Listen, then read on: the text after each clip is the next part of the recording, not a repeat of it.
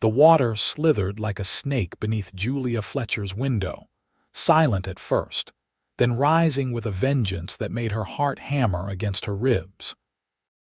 She had never seen Clearwater Creek swell so quickly, transforming from the gentle stream that had lulled her to sleep for 3 years into this monstrous thing that threatened to swallow her home whole. It was the spring of 1879, and the snowmelt from the mountains west of Beaver, Utah, had come earlier and faster than anyone predicted. Julia's nearest neighbor lived 2 miles away, and the small homestead she'd built after her husband Daniel's death sat in a fertile valley that had suddenly become a death trap. "Lord Almighty," she whispered, watching as the water reached her front porch steps. The rain continued to hammer the roof, each drop like a nail in a coffin. Julia was 30 years old, but she felt ancient as she clutched her husband's pocket watch, the only keepsake she had left of him. She had come to Beaver 4 years ago with Daniel, full of dreams and expectations. They'd built this house together, planted the garden that now lay submerged beneath murky water, and planned for children that never came. Tuberculosis had taken Daniel just 14 months after they'd arrived, leaving Julia alone to tend to the small ranch. Now, as the water crept higher, Julia knew she should have heeded Sheriff Graham's warning yesterday about the rising creek. But leaving meant abandoning everything she and Daniel had built.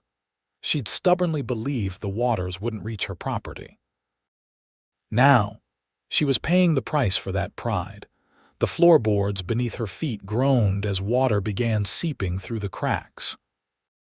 Julia rushed to her bedroom, grabbing a small leather satchel and stuffing it with essentials: a change of clothes, her meager savings, Daniel's watch, and the daguerreotype of them on their wedding day. She slipped the straps of her high-top boots over her ankles and tied them tightly, knowing she might need to wade through water. A loud crack sent her rushing to the window. The small wooden bridge connecting her property to the main road had splintered, the pieces now bobbing violently in the churning current. "No," she breathed, realizing her escape route was gone. The water was rising fast, already halfway up her porch steps. She moved to her kitchen, climbing onto the sturdy oak table, her mind racing with desperate plans. The rain showed no sign of stopping, the steady drumming on her roof punctuated by crashes of thunder. Through the window, she could barely make out the shape of her barn, still standing but surrounded by water. Her 2 horses had been moved to higher ground the day before, at least. Julia wrapped her arms around herself, shivering despite the mild spring temperature. The water had now breached her front door, sending a thin stream across her previously dry floor. Time was running out. In the distance, something caught her eye movement that wasn't just the swirling water or debris. She squinted through the rain-streaked window, hardly daring to believe what she was seeing. A figure on horseback was making its way toward her house, carefully navigating the deepening floodwaters.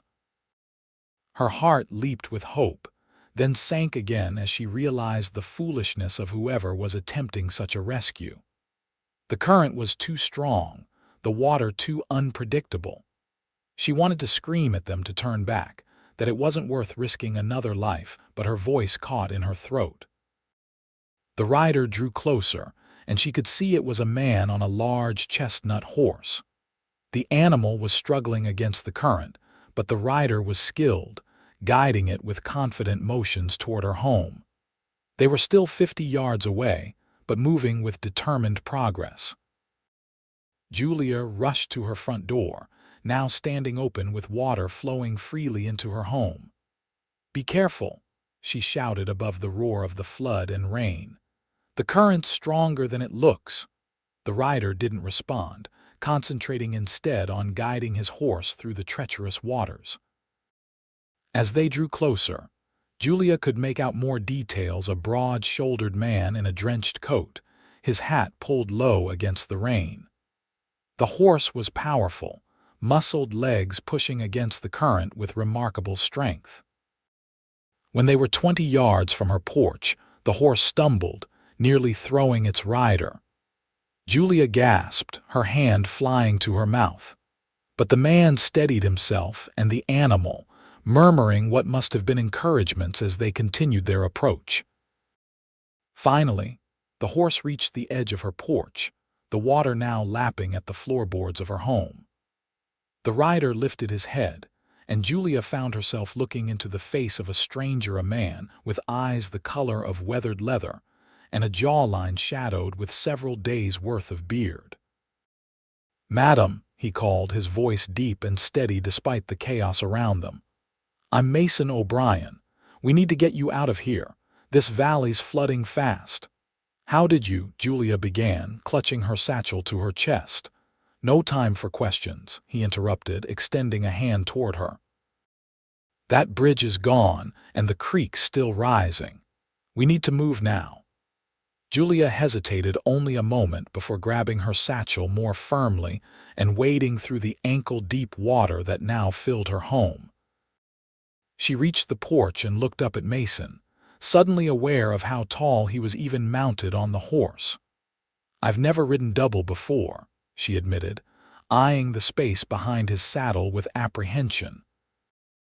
A flash of something like amusement crossed his face before the gravity of their situation reasserted itself. "First time for everything, Mrs. Fletcher, Julia Fletcher." She took his outstretched hand, surprised by its warmth despite the cold rain. "My husband passed. It's just me." Mason nodded once, then with remarkable strength pulled her up behind him. "Hold tight to me, Mrs. Fletcher. Cheyenne here is the surest-footed horse in the territory, but this water's unpredictable."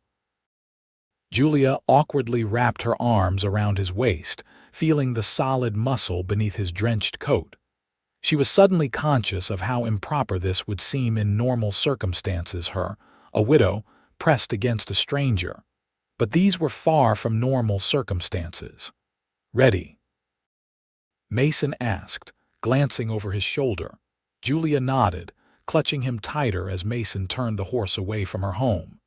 She looked back once at the small house that held all her memories of Daniel, now slowly being consumed by the rising waters. "Eyes forward, Mrs.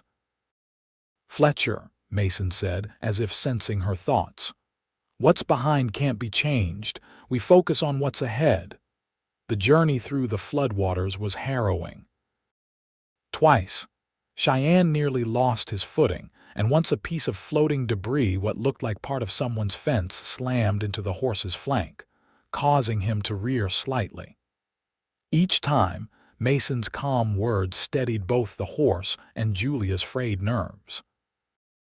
As they made their way to higher ground, Julia realized she recognized the direction they were heading, toward the ridge that overlooked the valley, where the wealthier ranchers had built their homes, safely elevated from the flood-prone areas below. "Where are we going?" she shouted above the rain. "My ranch," Mason replied without turning. "It's the closest safe place. Sheriff Graham's organizing everyone at the church in town, but the road there is washed out. We'd never make it." True to his word, after nearly an hour of careful navigation through the flooded landscape, they began to ascend a sloping road that led to a sprawling ranch house set against the shelter of the hills. As they climbed higher, the floodwaters receded, until finally Cheyenne was splashing through mere puddles rather than dangerous currents. Several buildings made up the property: the main house, a large barn, a bunkhouse, and various smaller outbuildings. All were solidly built and positioned to take advantage of natural drainage. No wonder the O'Brien ranch was dry while her modest home was being swallowed by the creek. As they approached the main house, a young boy of perhaps 12 ran out to meet them, followed by an older man with a weathered face. "Mr. O'Brien, you found her."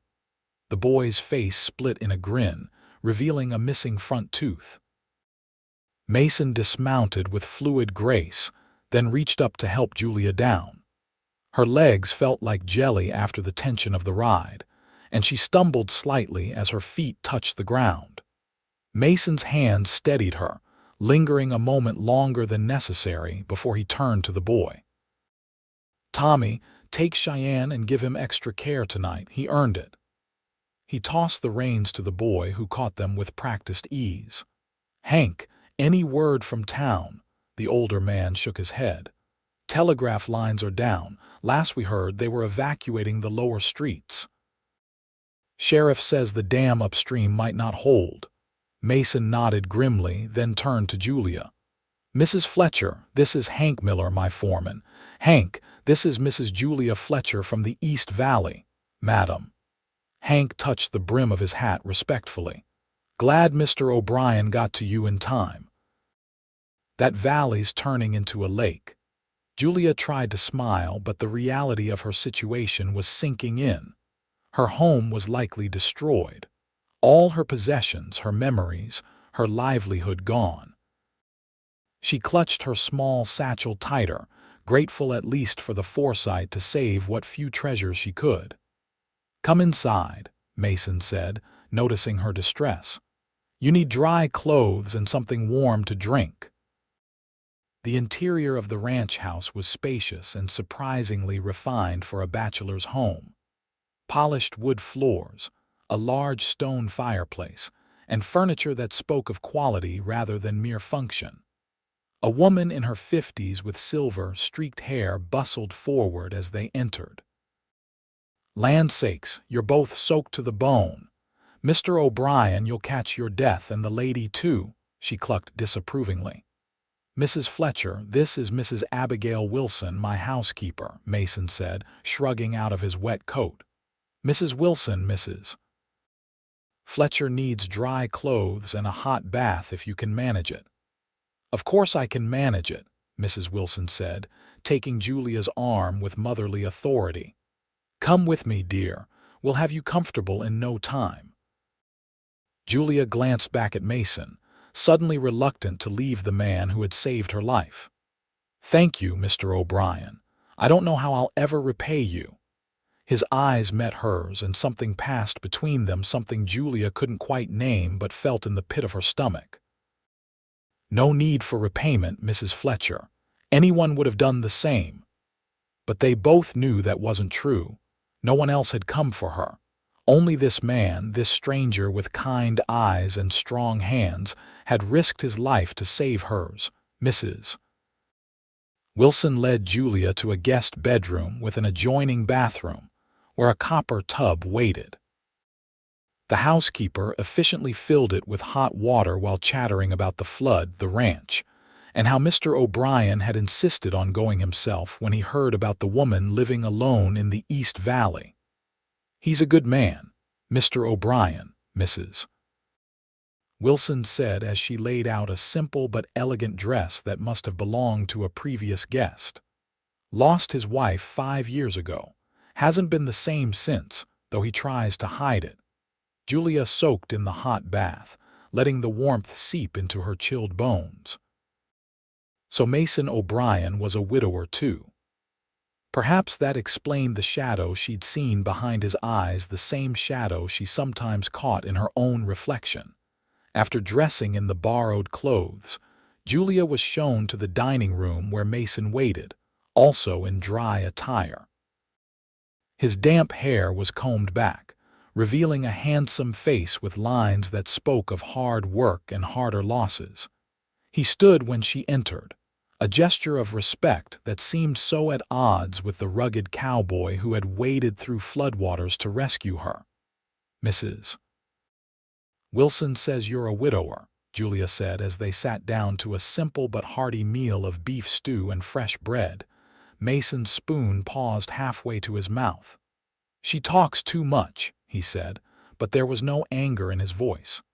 "Yes, Elizabeth died of pneumonia 5 years ago." "I'm sorry," Julia said quietly. "My Daniel's been gone 3 years. Tuberculosis." Mason nodded, understanding in his eyes. It doesn't get easier, does it? Just different, Julia agreed. That's exactly it. They ate in companionable silence for a while, the sound of rain against the windows the only interruption. Finally, Mason spoke again. Sheriff Graham's a good man, but he doesn't always think things through. When he said they'd warned everyone about the flood, I asked who'd ridden out to your place. He got that look on his face, the one that said he'd overlooked something important. Mason took a sip of coffee. I knew your husband a little, came to buy a horse for me once. Good man. Talked about you like you hung the moon. Julia felt tears spring to her eyes. You knew Daniel, not well, but enough to know he wouldn't want his wife facing a flood alone. Mason's voice was matter-of-fact, but his eyes were kind. My ranch hands are all helping in town, or I'd have sent one of them. As it was, seemed simpler to go myself. Well, I'm grateful you did, Julia said, dabbing at her eyes with a napkin. Though I'm not sure what I'll do now. That house was all I had. The rain's supposed to stop by morning. Once the waters recede, we can assess the damage, Mason said. You're welcome to stay here until then. That night, lying in a stranger's guest bed, Julia stared at the ceiling, listening to the rain that had destroyed her home but had also, perhaps, opened a door to something new. She clutched Daniel's pocket watch, whispering a quiet thank you to her late husband for somehow, she felt, guiding Mason O'Brien to her door. Morning brought sunshine, and the distant sounds of activity as ranch hands returned from town with news. Julia dressed in her now dry clothes from the day before and made her way to the kitchen, where she found Mason in conversation with Hank and two other men. Mrs. Fletcher, Mason acknowledged her with a nod. This is Ben and Charles, two of my hands. They've just come from town with news. Madam, both men tipped their hats respectfully. What's happening? Julia asked, accepting a cup of coffee from Mrs. Wilson. The dam held, thank the Lord, Ben said. But half the valley's underwater. Sheriffs organizing crews to check on outlying properties. I've asked them to swing by your place, Mason added, to see what's left. Julia nodded, grateful for his thoughtfulness but dreading the likely report. Thank you. After breakfast, Mason offered to show her the ranch while they waited for news. Despite the circumstances, Julia found herself enjoying the tour, the well-maintained barn with its 24 horses, the vegetable garden Mrs. Wilson tended with pride, the orchard with apple trees just beginning to blossom. You've built something wonderful here, Julia said as they stood on a rise overlooking the property. In the distance, she could see the flooded valley, her home somewhere beneath those waters. Elizabeth and I started with nothing but dreams and determination, Mason said, his gaze following hers to the valley. Not so different from you and Daniel, I expect. No, Julia agreed, not so different. They were interrupted by the arrival of Ben, riding hard toward them. One look at his face told Julia all she needed to know. I'm sorry, Mrs. Fletcher, Ben said after dismounting. Your place is still standing, but it's bad. Water was up to the windows. The foundations shifted. Sheriff says it's not safe. Julia nodded, the news expected but painful nonetheless. Thank you for checking. What will you do? Mason asked when Ben had gone, leaving them alone again on the hillside. Julia squared her shoulders, the initial shock giving way to the practical resilience that had kept her going after Daniel's death. Start over, I suppose. I have a little money saved, enough for a room in town until I can find work. Mason was quiet for a long moment, staring out at the flood-ravaged land. When he spoke, his voice was carefully neutral. I have another option, if you'd consider it. My housekeeper's been after me to hire a manager for the house accounts and correspondence. I'm not much for paperwork, and the ranch business has grown too complex for me to handle alone. Julia turned to look at him, surprised. Are you offering me a job, Mr. O'Brien? Room and board included, he added. The cottage by the orchard was Elizabeth's painting studio, but it could be converted to living quarters easily enough. Give you your own space. Why would you do this? Julia asked, searching his face for hidden motives. You don't know me. Mason met her gaze steadily. I know enough. You kept that ranch going alone for 3 years after your husband died. That tells me you're hardworking and capable. And, he added with the ghost of a smile, Mrs. Wilson likes you. She's a good judge of character. Julia looked away, considering. It wasn't what she'd planned, but then again, neither was losing her home to a flood. And there was something about Mason O'Brien, a quiet strength, an unexpected kindness that made her trust him. I accept, she said finally. At least until I can get back on my feet. Good, Mason said simply. We'll ride into town tomorrow to make it official and collect whatever you might need. The arrangement was meant to be temporary, a stepping stone while Julia rebuilt her life. But as spring gave way to summer, Julia found herself settling into life at the O'Brien Ranch with unexpected ease. The cottage by the orchard became her sanctuary, a small, sunlit space where she could retreat after days spent organizing Mason's chaotic business affairs. To her surprise, she had a knack for the work, bringing order to years of haphazard record-keeping and uncovering several instances where the ranch had been underpaid for its horses. You've saved me more money in 2 months than I would have paid you in a year, Mason commented one evening as they reviewed the books together. It had become their routine dinner with the ranch hands in the main house, followed by an hour in Mason's study going over the day's business. It's just being thorough, Julia replied, though she felt a flush of pride at his praise. Their professional relationship had gradually developed into friendship. Mason was different from Daniel, more reserved, less quick to laugh, but Julia found his steady presence comforting. He never pushed her to talk about her past, yet listened attentively when she chose to share memories of her former life. In turn, she learned about his upbringing in Missouri, his journey west after the war, his courtship of Elizabeth, and the ranch they'd built together. He spoke of his late wife with respectful affection, and Julia recognized in him the same determination she'd felt to honor the dead by living well. June brought the annual Beaver County Fair, and with it, the first time Julia ventured into town as something other than the widow Fletcher. Standing beside Mason as he showcased his prized horses, she was acutely aware of the speculative glances from townsfolk who wondered at their relationship. People will talk, she murmured as they strolled past the baking competition displays. Mason's mouth quirked in a rare smile. Let them. Nothing improves a dull day like a bit of gossip. His casual attitude eased her concern, and Julia found herself enjoying the fair more than she'd expected. Mason introduced her to friends and business associates as Mrs. Fletcher, my account manager, with a respect that made it clear she was valued for her work, not her gender. As they were preparing to leave, Sheriff Graham approached, his expression serious. Mason, Mrs. Fletcher, glad I caught you. I've been meaning to speak with you about your property, madam. Julia tensed. She hadn't returned to her homestead since the flood, unable to face the destruction. What about it, Sheriff? County surveyor's been out assessing flood damage. Your place is on the list of properties deemed unsafe for habitation. He handed her an official-looking document. The county's offering to buy out affected landowners. Not much, but something to help folks start over.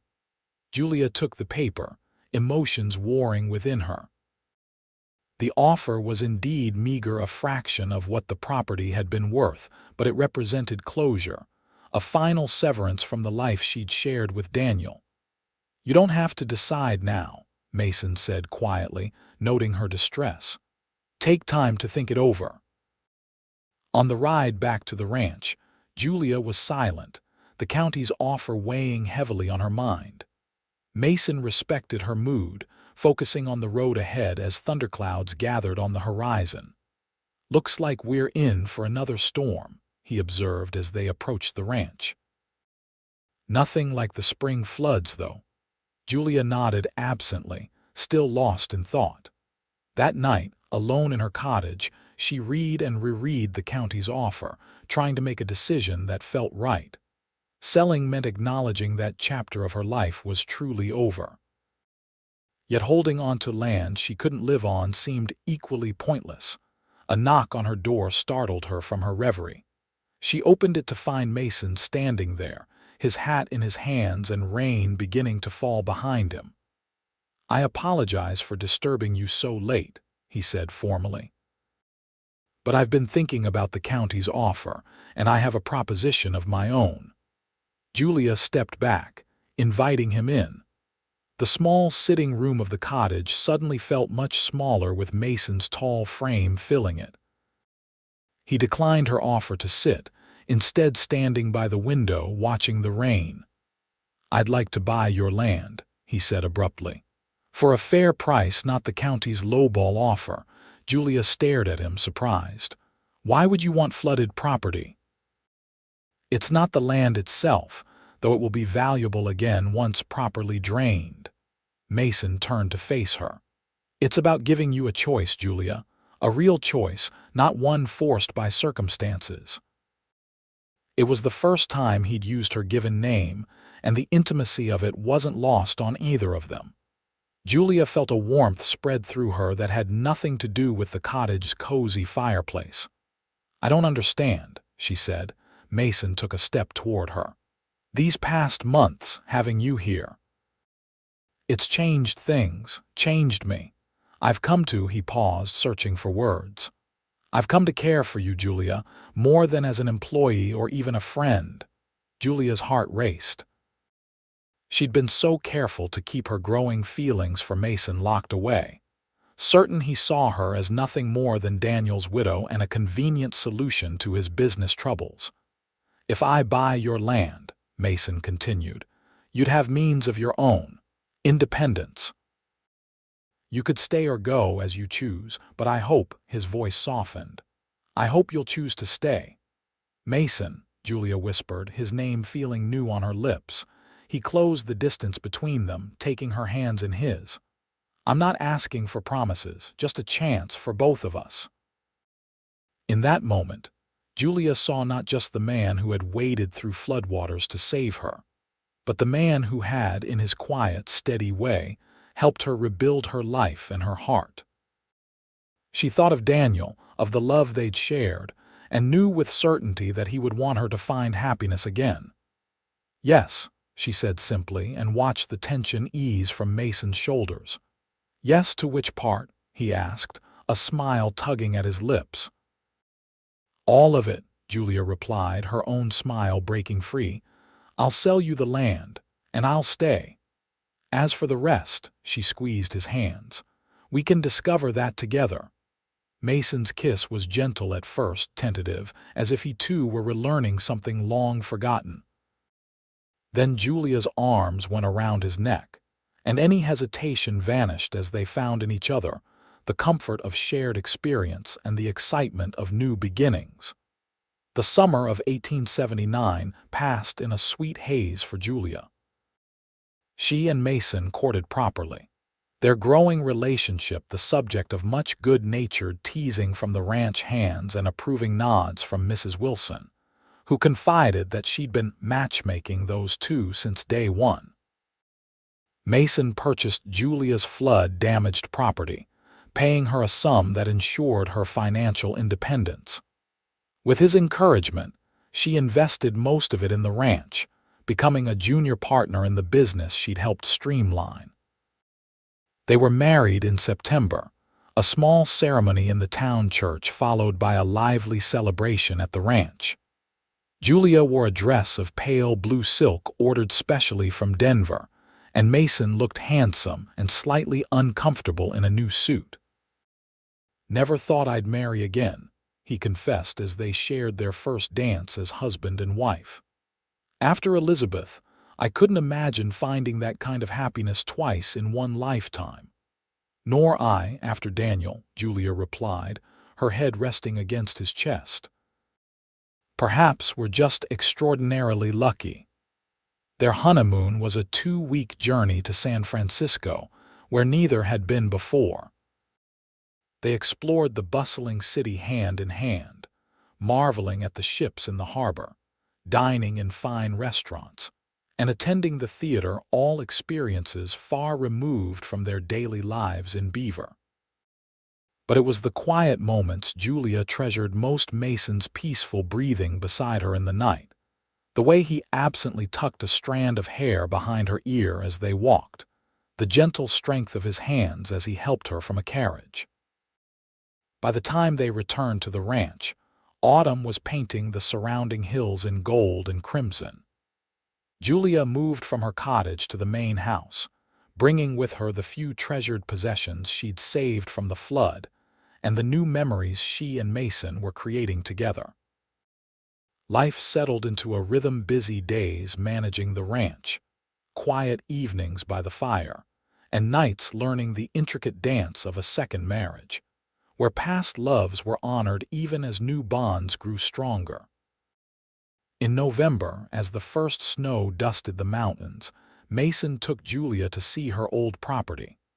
The floodwaters had long since receded, leaving behind a changed landscape. Her house still stood, but the foundation had indeed shifted, making it unsafe. The garden was gone, washed away without a trace. "We could rebuild," Mason offered, watching her face carefully. "If you wanted to." Julia shook her head. "No, this was Daniel's and my beginning. Now it's just a place." She turned to him, taking his gloved hands in hers. "Our beginning is elsewhere." Relief and love mingled in his expression. "Then what would you like to do with this land?" Julia surveyed the property thoughtfully. "The soil's still good. Maybe plant it with alfalfa for the horses, or lease it to one of the younger families looking to start out." They decided on the latter, offering the land at a nominal rent to a young couple just arrived from Ohio with dreams similar to those Julia and Daniel had carried west years before. Watching the young husband's determined face as he signed the lease, Julia felt a sense of rightness, a continuation rather than an ending. Winter brought heavy snows and long evenings of enforced leisure. Mason taught Julia to play chess, and she introduced him to the poetry she loved.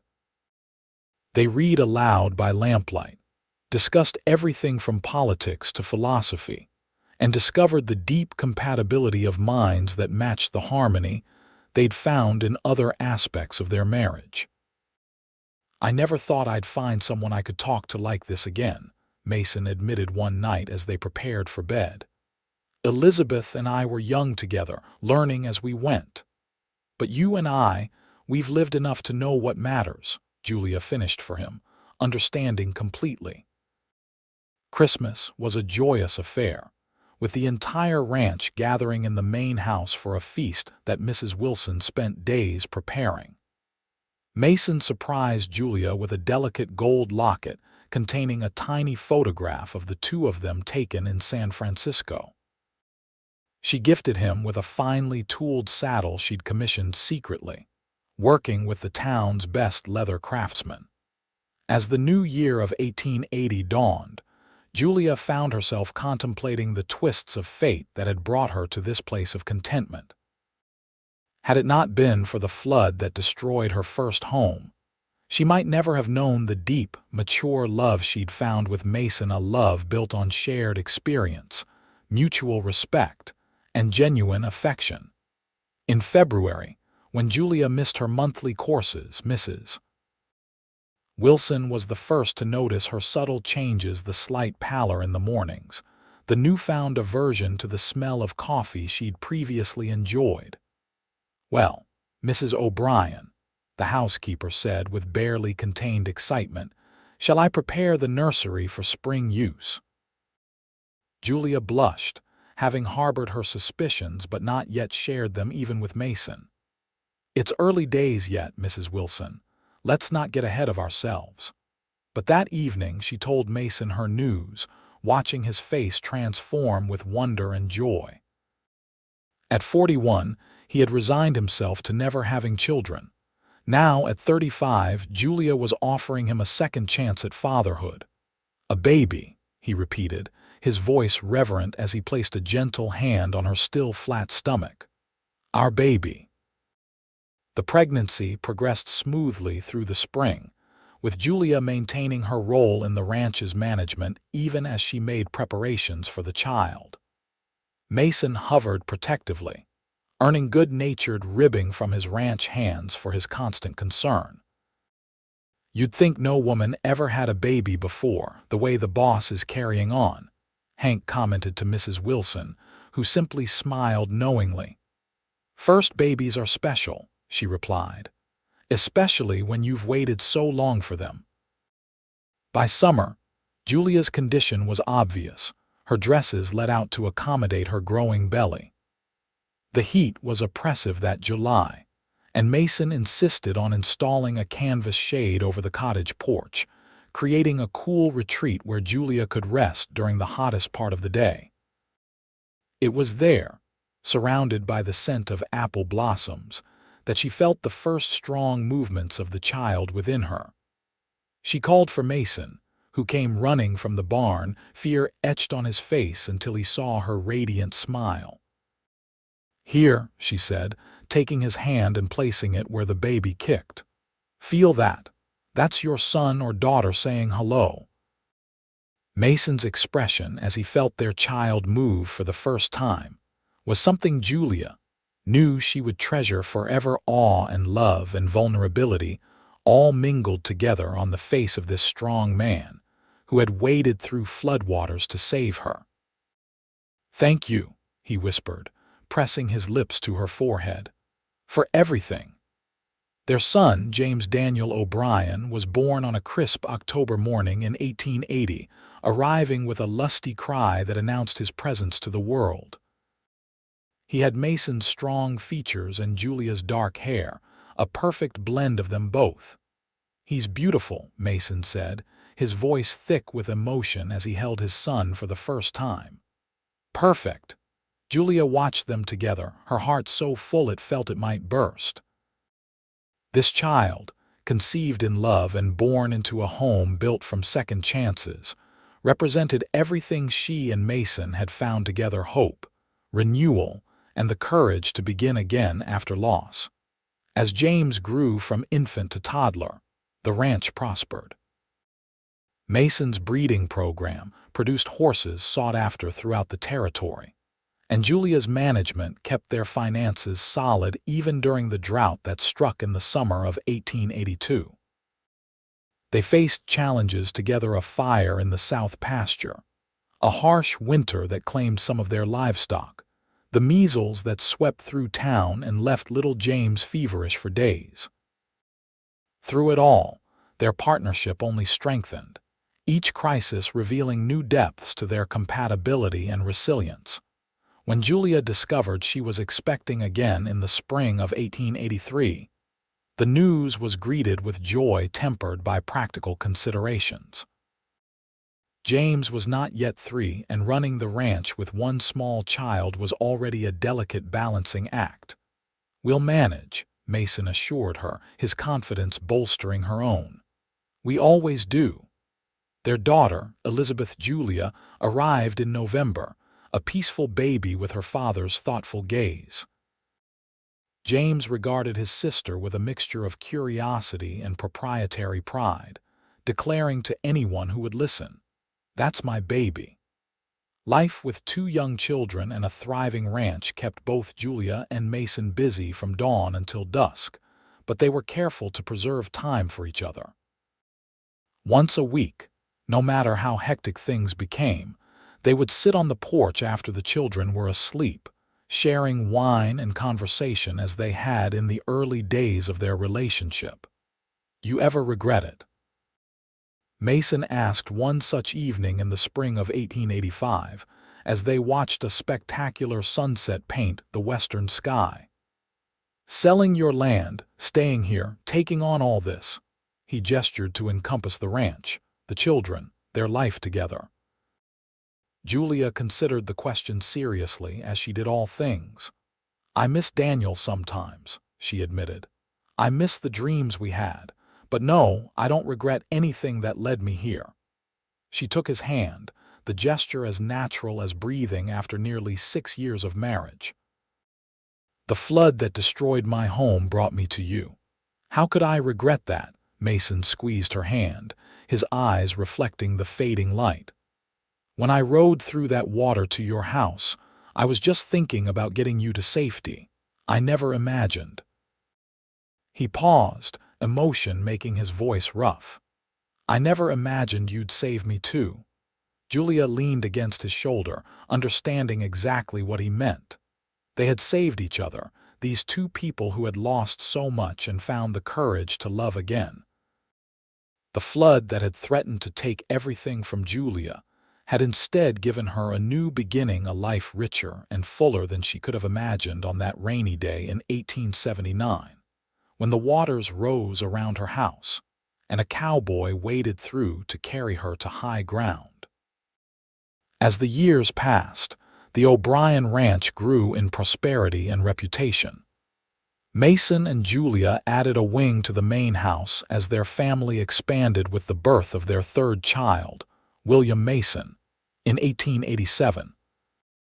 The ranch hands joked that the boss was trying to populate his own town, but the teasing was affectionate, reflecting the family atmosphere that characterized the entire operation. Julia never forgot her first home or her first love. Each year on Daniel's birthday, she would ride with Mason to the small cemetery where he was buried, laying flowers and spending a quiet moment in remembrance. Mason would stand respectfully at a distance, giving her privacy while making it clear through his presence that he understood and honored this part of her history. Similarly, on the anniversary of Elizabeth's death, Julia would take charge of the children and ranch affairs, ensuring Mason had time for his own remembrance. This mutual respect for their past lives strengthened rather than diminished their bond, creating a marriage built on complete acceptance of all they had been and all they were becoming together. The flood that had brought them together became part of local legend, embellished with each retelling until Mason had battled 10-foot waves and carried Julia for miles through raging torrents.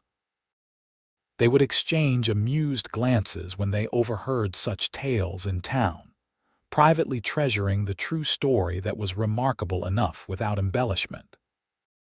By the turn of the century, with James away at college in Denver, Elizabeth becoming a young woman with serious suitors, and William still causing boyish mischief around the ranch, Julia and Mason had created a legacy neither could have envisioned when they first met.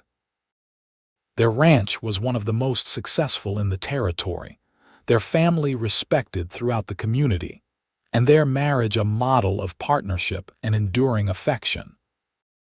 20 years, Mason marveled on their anniversary in 1899 as they sat in their favorite spot on the porch, now older but still finding joy in each other's company. 20 years since I carried you through that flood. Best rescue I ever experienced, Julia teased, the lines around her eyes crinkling with her smile. At 55, her dark hair was streaked with silver, but Mason still looked at her as if she were the young widow he'd first brought to his home. Only rescue, I should hope, he replied with mock severity. At 61, he remained strong, though he'd ceded more of the physical ranch work to younger hands, focusing instead on breeding decisions and business strategy. They watched the sunset together, hands clasped as they had countless times before, comfortable in a silence born of deep understanding. The ranch stretched before them, the legacy of their shared life, not just the land and buildings, but the family they'd created, the community they'd helped build, the love they'd cultivated through seasons of plenty and seasons of hardship. We've been blessed, Julia said softly. So very blessed. Mason nodded, his thumb tracing circles on the back of her hand. That we have, and it all started with a flood. And a very brave cowboy, Julia added, leaning over to kiss his weathered cheek. As darkness settled over the ranch, they remained on the porch, two people who had found in each other the courage to begin again after loss, creating from the wreckage of their previous lives something new and beautiful and enduring. The flood waters that had once threatened to take everything from Julia had instead brought her to this place of profound contentment, to this man who had carried her not just to physical safety, but to a life filled with purpose, joy, and abiding love. And in the quiet of that anniversary evening, with stars appearing one by one in the vast Utah sky, Julia and Mason O'Brien held hands and counted themselves among the fortunate few who are given a second chance at happiness, and the wisdom to embrace it with open hearts.